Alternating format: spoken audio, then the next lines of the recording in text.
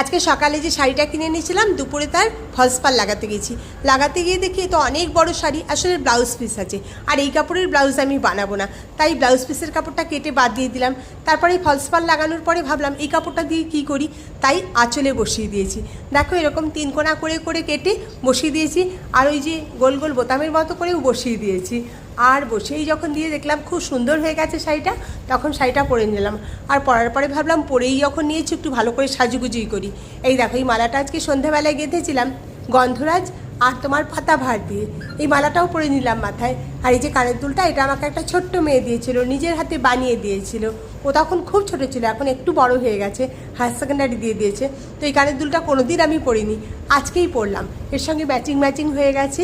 আর দেখো আঁচলটা দেখানোর জন্যই তোমাদের দেখালাম, আর সেটা দেখাতে গিয়ে ধান ভানতে শিবের গীত গেয়ে দিলাম। কালকে দেখাবো কীরকম করে তৈরি করেছিলাম, বেশ ইজিই আছে কিন্তু।